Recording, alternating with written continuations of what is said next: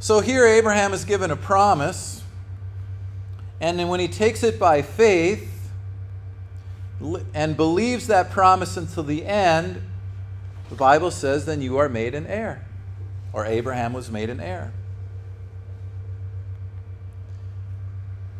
But if you think that you are going to take a promise and fulfill that promise by the law,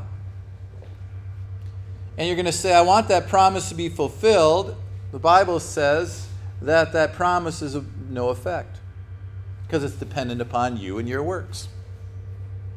And so you and I could never be faithful enough to satisfy a promise because we are human beings. When it comes to these promises, even in the natural realm, you can't absolutely guarantee if you promise somebody something that it's going to get done next week. You can't guarantee it. There's so many issues that could cause that promise to be broken. So the only one that can guarantee that promise is the Lord, and the only way you could acquire that then is by faith, not by your law works. Because, verse 15 says, the law brings about wrath. The law, if you put yourself under the law and you say, okay, I'm going to try to live out the law, and in the end, what does it bring about? It brings about wrath. Picked up from last week. Here's a promise.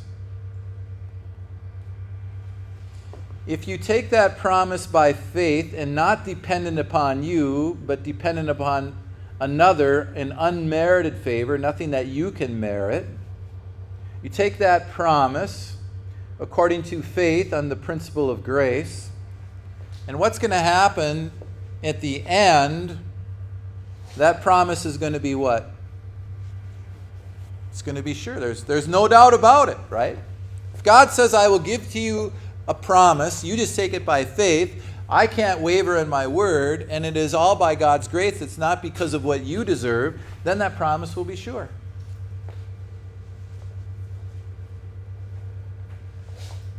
So here's a promise. If it's under a law works mentality, then that promise will be of no effect, which we saw earlier.